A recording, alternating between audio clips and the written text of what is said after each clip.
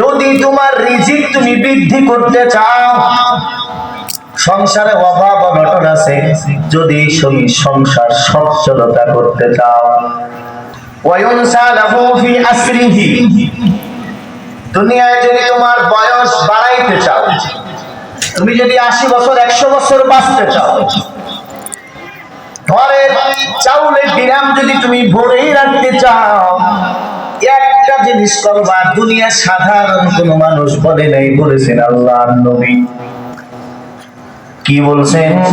যদি তোমার রিজিক বৃদ্ধি করতে চাও, তোমার হায়াত বাড়াইতে চাও, তাহলে একটা জিনিস করবা, সেটা হলো ফালিয়াসিল রাহিমাহু, আত্মীয়তার সম্পর্ক তুমি বজায় রাখবা। কিছু মানুষ আছে, আমার বাড়িতে মেহমান না আসে, টাকা পয়সা খরচ হয়ে যাবে, মেহমান যখন বাড়ি আসে কি কয়, খাই আইছেন না যায় এখানে। অথচ আল্লাহ রাসূল বলেছে, তুমি যদি মেহমানদারি করাও, তোমার রিজিক বাড়বে, তোমার বয়সও বাড়বে, হায়াতে বরকত হবে, রিজিকেও বরকত। কিন্তু আমরা ভয় পাই যে মেহমান যদি বাড়িতে আসে, টানাটানি আসে, কি অবস্থা হবে। আর টানাটানি দেখেই তো আল্লাহ কইছে রিজিক বাড়ায় দিবে। হ্যাঁ, তুমি টানাটানি করে হ্যাঁ সবার কাছে কয়ে বেড়াইতেছে, এই বছর হাত বেশি ভালো না, তোমার হাতে ঘা হয়েছে নাকি? হাত খুব টানাটানি কয় না মানুষের, কথার কথা কইতেছে আল্লাহ।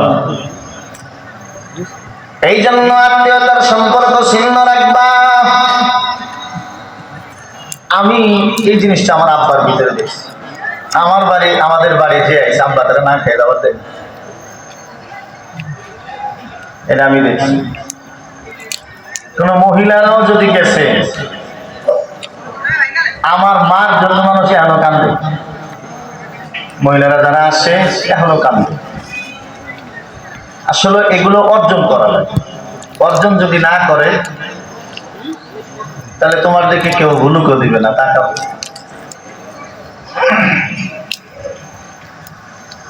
আল্লাহ, এই জন্য মায়ার নবী সাল্লাল্লাহু আলাইহি ওয়াসাল্লাম বলেন, উম্মত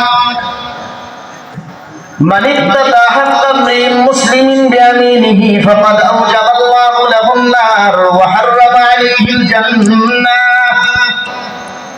আল্লাহর নবী বলেন, উম্মত একজন মানুষ যদি আর একজন মানুষের কসম দ্বারা শপথ করে যদি হক নষ্ট করে নিজের আয়াতে আনে, ফাকাদ আওজাবাল্লাহু লাহুন নার। মনে করেন এই মাইকটা হলো ফারুক মাইকের, বলবাড়ি ফারুকের, এখন আমি বলতেছি আল্লাহর কসম এটা আমার, এই জায়গায় দলিল আছে ফারুক মাইক বলমারি, এত এত নাম্বার মোবাইল, তারপর বলতেছি আল্লাহর কসম এটা আমার, এখনো আমার আয়াতে এটা আসে নাই, শুধুমাত্র আমি কসম করছি। আল্লাহর নবী বলেন, ফাকাদ আওজাবাল্লাহু লাহুন নার, আল্লাহ তার জন্য জাহান্নাম ওয়াজিব করে দিবে, ওয়া হাররামা আলাইহিল জান্নাহ, জান্নাত হারাম করে দিবেন আমার আল্লাহ।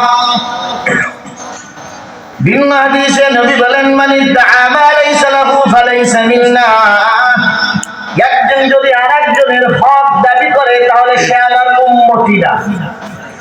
আমার জমি দাবি করতেছেন আপনি যে এটা আমার, নবী কয় তুই আমার